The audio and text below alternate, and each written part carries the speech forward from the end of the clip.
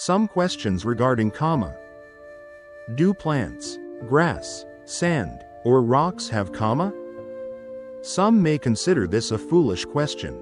Yet there are also those, hopefully not among our present audience, who sincerely believe that trees, grass, sand, or even rocks possess karma. From the Buddhist perspective, however, such entities are not regarded as sentient beings, even though they may appear to exhibit forms of life. According to the Abhidhamma, the higher teaching, they are classified as lifeless, which means they are not considered beings in the proper sense. Because they are not sentient beings, they do not have karma. Nonetheless, these non-living things, plants, grass, sand, and rocks, still depend on certain material conditions such as moisture, climate, and nutrients in order to arise and sustain their existence. Though they do not have karma, their arising is still conditional.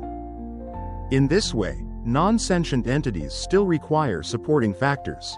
Even in the absence of karma, the causal relationships among such inanimate phenomena will be further discussed later, particularly through references to the patthana, the intricate system of conditional relations in Buddhist philosophy. As for animals, do they have karma? Indeed, all animals possess the 5 aggregates, pancakanda, just as human beings do. As such, they are considered sentient beings, and therefore, they do possess karma. Beings perform actions, karma, and they also accumulate karma. The condition of being born into an animal realm is itself the result of unwholesome karma created in the past. Thus, animals not only possess karma, but they also generate and are shaped by it. In contrast, trees, grass, rocks, and other insentient objects have no karma, nor do they create it. Several passages in the Visuddhimagga, the Path of Purification, discuss the nature of karma and its resultant fruits. These are profound teachings that are worth remembering. Karma and its result form a continuous cycle. Like the relationship between seed and tree, one gives rise to the other, and the other gives rise to the first, making it difficult to discern which comes first or where it all began. Karma and its result follow one another. This may be wholesome or unwholesome karma, and depending on the quality of that karma, beings are reborn into one of the 4 woeful realms, or into the human or heavenly realms. Throughout their existence, sentient beings continuously create new karma. As they create new actions, they must also experience the corresponding results in the future. Thus, karma and its results unfold and continue, again and again, just as a seed gives rise to a tree. And the tree in turn bears new seeds, which grow into new trees, which again produce seeds. It is much like the familiar expression, the chicken lays the egg, and the egg gives birth to the chicken. It becomes impossible to say which came first. This process continues endlessly, with no identifiable beginning. Even if we could return far into the past in search of the first cause, we would never find a point of true beginning. So, though there is a cycle of karma and its fruits within the ongoing flow of samsara, the cycle of birth and rebirth, there is no discoverable starting point to it. And though we cannot foresee where in the future this cycle will end, we can say with certainty that as long as present karma exists, its future result will inevitably follow. In Hindu philosophy, particularly the Samkhya system, one of the 6 classical schools, it is taught that the result, effect, is already present within the cause, though in an unmanifested form. When the cause ripens, it manifests as the effect. According to this view, the seed and its fruit are essentially one and the same.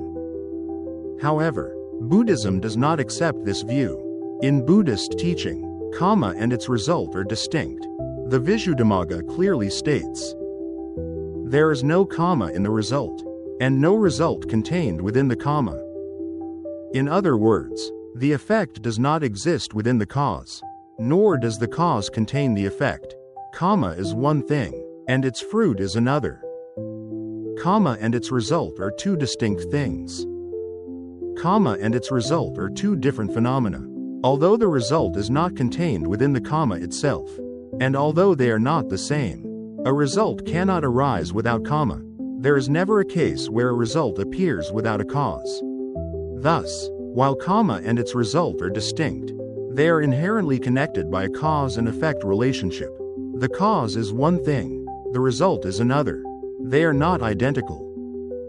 To illustrate this, imagine trying to produce fire. One might use a magnifying glass under the sunlight, with a piece of paper or cotton beneath it.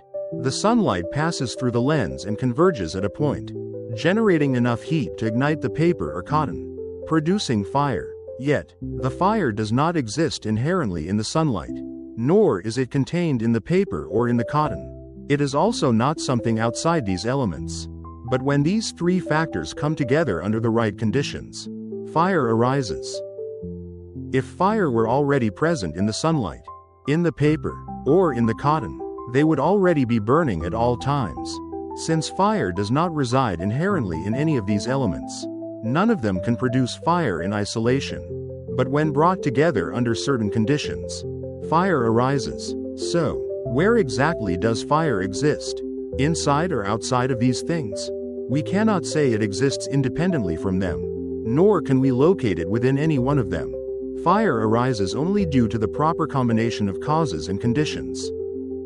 In the same way, there is no result contained within karma, and no karma found within its result. The Visuddhimagga teaches, the result cannot be found within the karma, nor can it be found outside of it. No karma remains in the result it once produced. Thus, the result is not to be found in karma, nor outside of it, and no karma continues to exist within the result it has brought about.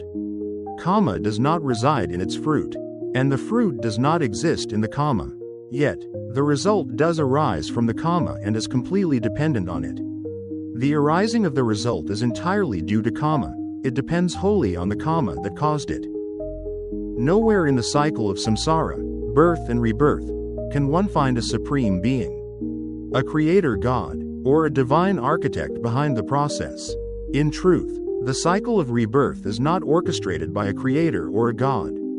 It unfolds naturally, governed by the law of karma and its results. There is only the flowing stream of causes and effects, of karma and its results.